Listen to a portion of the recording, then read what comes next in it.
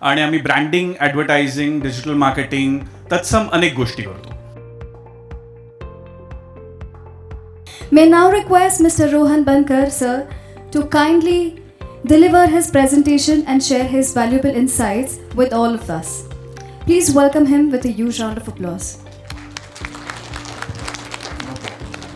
Hi everyone. नमस्कार, माझं नाव रोहन बनकर, माझ्या कंपनीचं नाव पसा इन्व्हेंटो आणि आम्ही ब्रँडिंग, ॲडव्हर्टायझिंग, डिजिटल मार्केटिंग तत्सम अनेक गोष्टी करतो. मुळात आजचा इव्हेंट थोडासा लेट चालू झाल्यामुळं आम्ही चारही पार्टनर्सनी थोडंसं ठरवलं की आपण आपले प्रेझेंटेशन फास्ट करूयात, कारण पॅनल 2 कडे आपल्याला जायचं आहे. सो मी माझं प्रेझेंटेशन अगदी 2 मिनिटात तुमच्यासोबत सादर करतो की आम्ही फक्त आणि फक्त डिजिटल मार्केटिंग किंवा ॲडव्हर्टायझिंग किंवा ब्रँडिंग करणारी कंपनी आहोत का काही वेगळं करतो. ॲक्च्युली स्लाईड होत नव्हती, सो मी एवढा वेळ बोललो, नाही तर एवढा पण प्लॅन नव्हता. ओके, सो बेसिकली 11 वर्षांचा माझा एक्सपिरियन्स आहे. मी तरुण दिसत असलो तरी तेवढा आहे. 3000 पेक्षा जास्त प्रोजेक्ट्स आम्ही कंप्लीट केलेले आहेत आणि 2000 पेक्षा जास्त माझे क्लायंट्स आहेत ज्यांच्यासाठी आम्ही वेगवेगळ्या सर्व्हिसेस डेव्हलप केल्या. बेसिकली आम्ही ट्रान्सफॉर्मेशनवर काम करतो. ट्रान्सफॉर्मेशनवर काम करतो म्हणजे काय, तर फुल सायकल ग्रोथ फ्लायव्हील हा जो प्रकार आहे तो आम्ही डेव्हलप करतो. कुठली इंडस्ट्री, कुठली मॅन्युफॅक्चरिंग युनिट, कुठलाही बिझनेस जर त्याला स्केल करायचा असेल तर त्याला ह्या 4 गोष्टींवर मूळ काम करावं लागतं. पहिला म्हणजे इंडस्ट्री आणि मार्केट ॲनालिसिस. तुम्हाला गॅप ॲनालाइज कराव्या लागतात.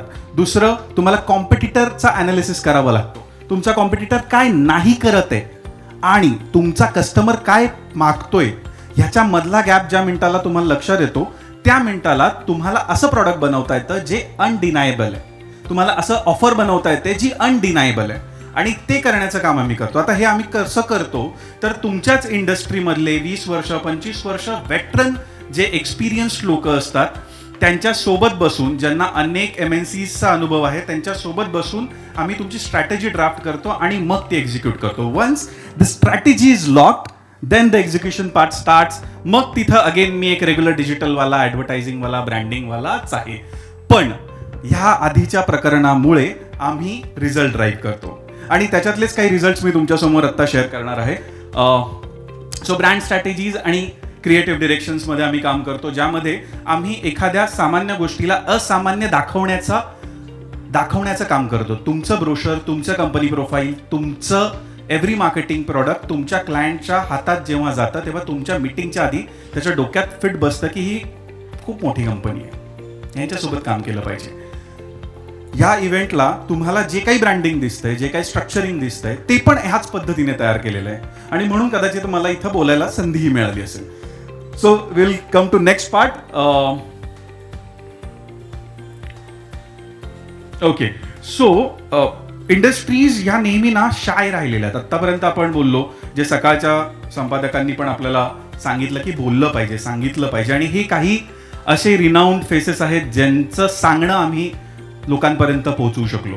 आज म्हणजे 1-2 मिनिट मी तुमचे घेतो.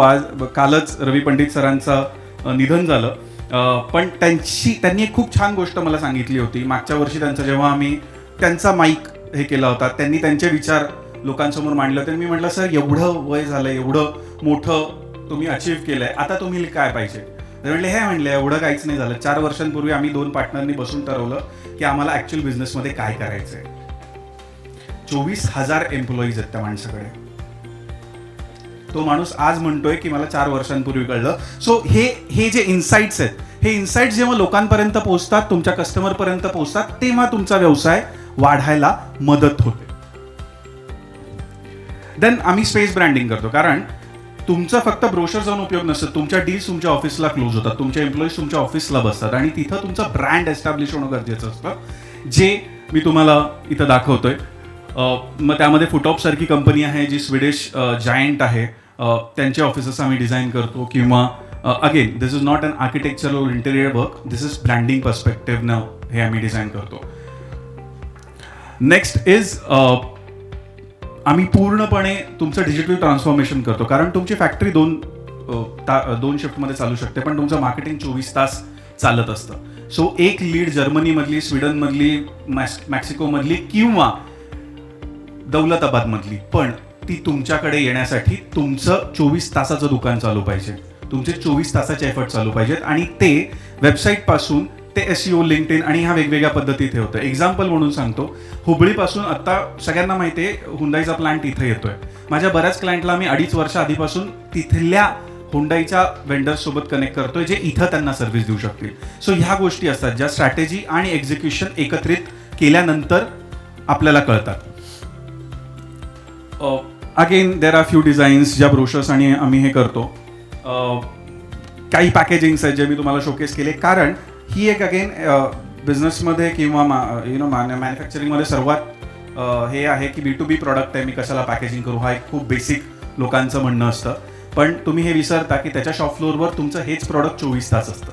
त्याच्या डोक्यात तुमचं नाव फिट होणं गरजेचं असतं, म्हणून पॅकेजिंग सुंदर लागतं किंवा म्हणून पॅकेजिंग इम्पॅक्टफुल लागतं आणि ते 80% तुमचं ब्रँड प्रेझेन्स क्रिएट करतं. देन ब्रँड प्रोडक्ट्स व्हिज्युअल्स आम्ही बनवतो, जसं तुम्ही बघू शकता हुंदाईचे आम्ही बनवतो किंवा RR पॅकेजिंगचे बनवतो. There are n number of things ज्या व्हिज्युअल फॉर्मॅट्समध्ये आम्ही लोकांना हे करतो.